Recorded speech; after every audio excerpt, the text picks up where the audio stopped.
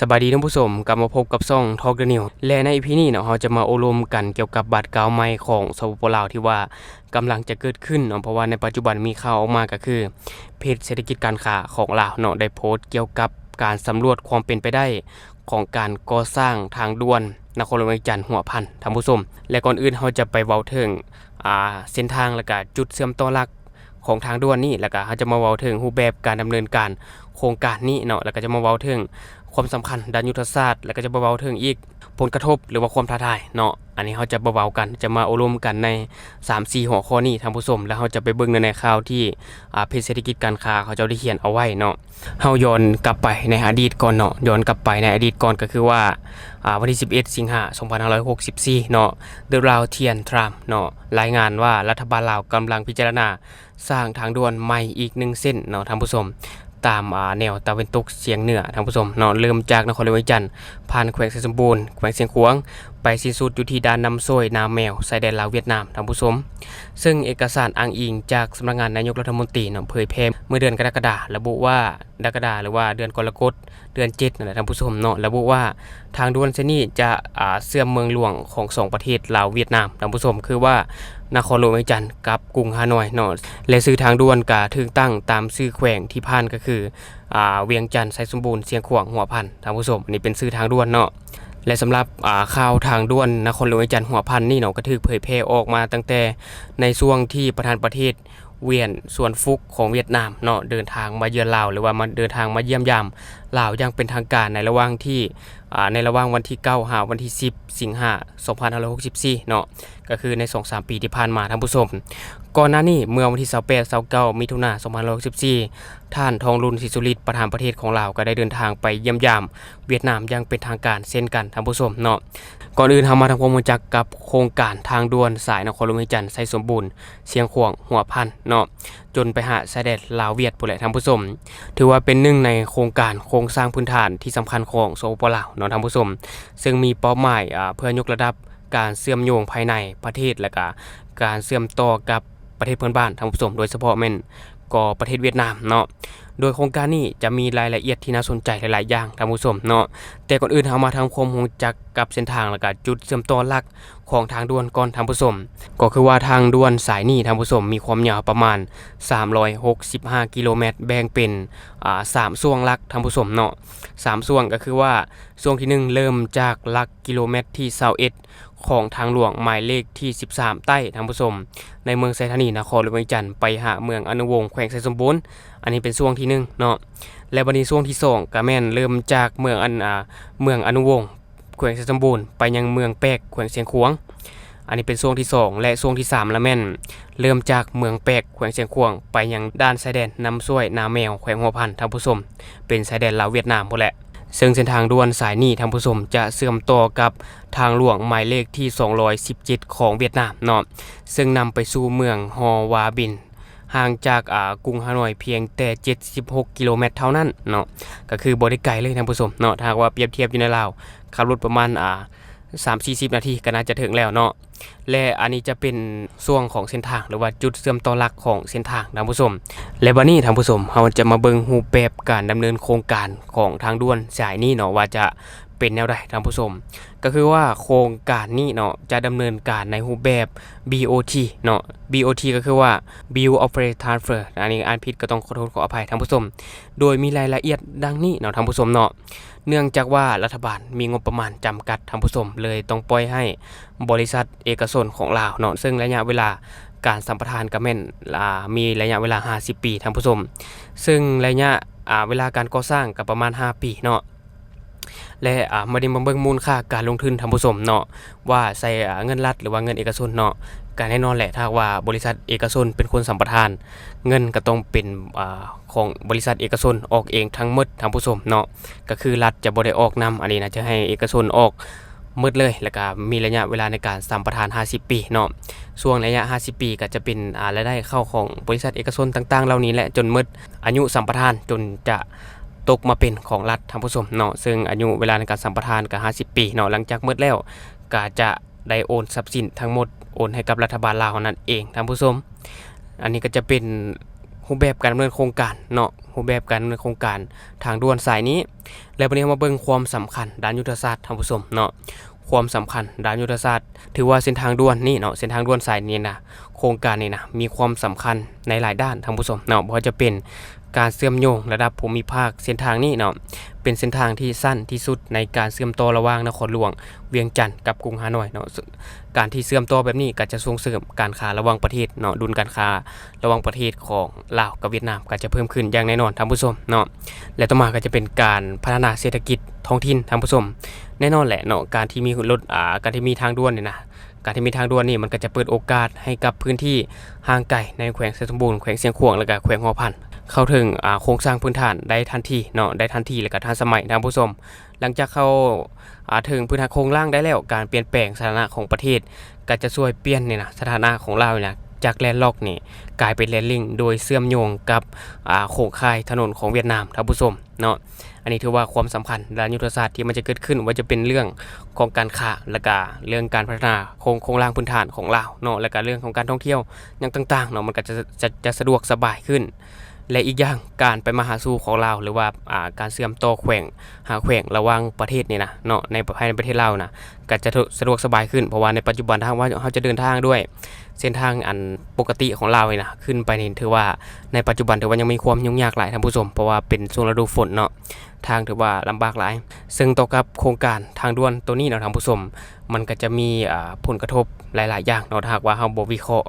อย่างละเอียดท่านผู้ชมและวันนี้เราจะมาเบิ่งผลกระทบอันดับแรกที่มันอาจจะเกิดขึ้นเนาะถ้าว่าเราบ่มีการสำรวจแบบละเอียดเนาะก็คือว่า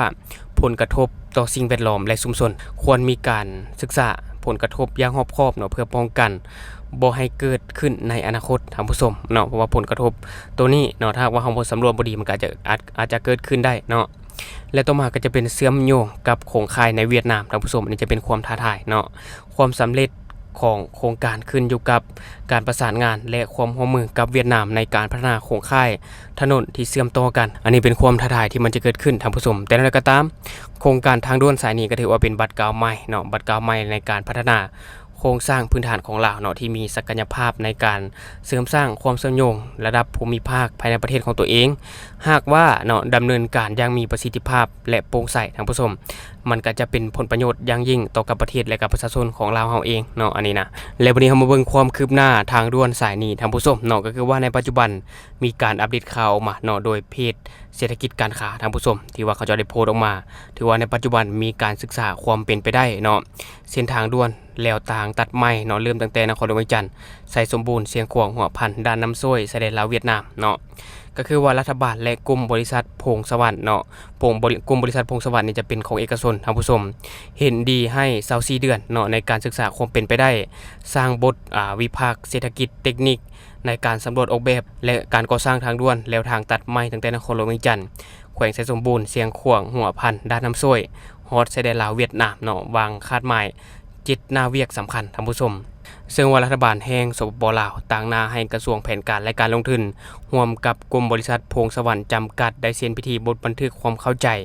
MOU เนาะศึกษาความเป็นไปได้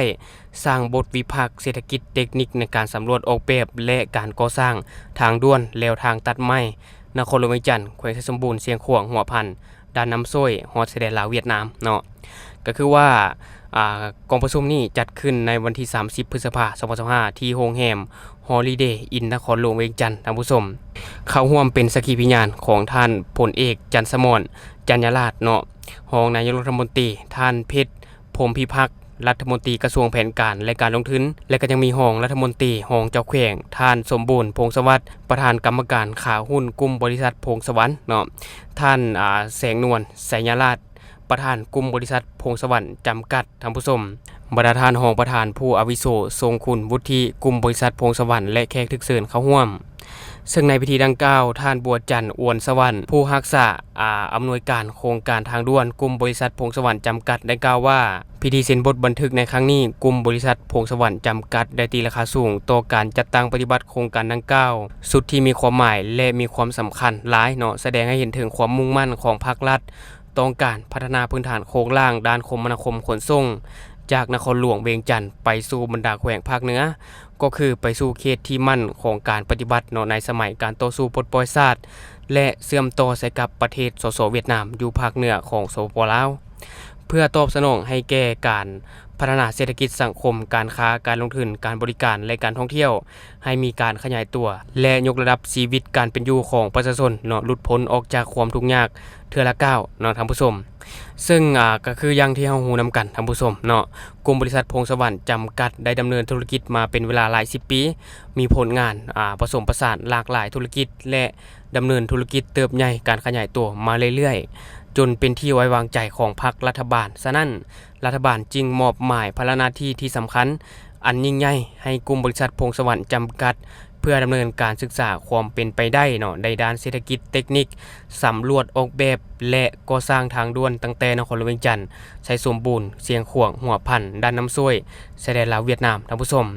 ถือว่าเป็นโครงการรูปแบบการลงทุนก่อสร้างดำเนินการบริการและมอบโอนภายหลังสิ้นสุดอายุสัมปทานหรือว่า BOT เนาะ Build Operate Transfer เนาะซึ่งในระยะที่ผ่านมาท่านผู้ชมกลุ่มบริษัทพงษ์สวรรค์ได้เสนอจิตจำนงหารัฐบาลเพื่อศึกษาความเป็นไปได้โครงการทางด่วนแล้วทางตัดใหม่อิงตามหนังสือฉบับเลขที่00161ท่านผู้ชมทับ ADO ทับ PSVG เนาะลงวันที่15ตุลา2024โดยผ่านกระทรวงแผนการและการลงทุนเป็นผู้ค้นคว้านำเสนอท่านนายกรัฐมนตรีเพื่อพิจารณาอนุมัติและตกลงผ่านการค้นคว้าของนายกรัฐมนตรีเนาะเพื่อพิจารณาอนุมัติตกลงผ่านการค้นคว้าของคณะรัฐบาลจึงมีแจ้งการของห้องว่าการสำนักงานนายกรัฐมนตรีฉบับเลขที่846ทับหสนยลงวันที่21พฤษภาคม2025นี่ท่านผู้ชมเนาะและก็ได้มอบสิทธิ์ของท่านนายกรัฐมนตรีมอบให้กระทรวงแผนการและการลงทุนต่างหน้าให้รัฐบาลเซ็นบทบันทึกความเข้าใจกับบริษัทพงษ์สวรรค์จำกัดเนาะหนังสือฉบับเลขที่98ทับนยลงวันที่12พฤษภาคม2025ภายหลังที่ได้รับการอนุมัติดังกล่าวเนาะที่กล่าวมาครั้งถึงนั้นแล้วก่อนที่จะเซ็นบทบันทึกความเข้าใจทางสองฝ่ายก็ได้มีการร่วมกันค้นคว้าเงื่อนไขบทบันทึกความเข้าใจ MOU โดยมีความเป็นเอกภาพนำกันจึงได้จัดพิธีเซ็นบทบันทึกความเข้าใจในครั้งนี้ขึ้นอย่างเป็นทางการในเมื่อวันที่30พฤษภาคม2025ที่ผ่านมาท่านผู้ชมซึ่งเป็นวันที่มีความหมายความสำคัญและเป็นขีดหมายประวัติศาสตร์ของบริษัท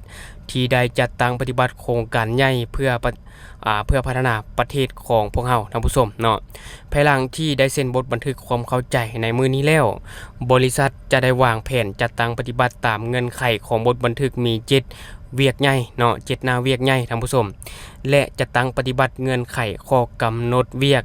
TOR ของกรมขวดทางกระทรวงโยธาธิการและขนส่งกำหนดออกมาเพื่อเฮ็ดให้การจัดตั้งปฏิบัติโครงการให้ถูกตามมาตรการเทคนิคสอดคล้องกับระเบียบกฎหมายและให้สำเร็จตามกำหนดเวลาของ MOU ภายใน24เดือนนับตั้งแต่มื้อนี้เป็นต้นไปท่านผู้ชมเนาะและเนื่องในโอกาสนี้ท่านผู้ชมเนาะความหมายความสำคัญในครั้งนี้ในกลุ่มบริษัทพงษ์สวรรค์จะทุ่มเทสุมทุกสติปัญญาสุมทุกกำลังกายกำลังใจพร้อมทั้งวัตถุและทุนหอนในการเข้าไปจัดตั้งปฏิบัติโครงการเพื่อให้บทบันทึกความเข้าใจ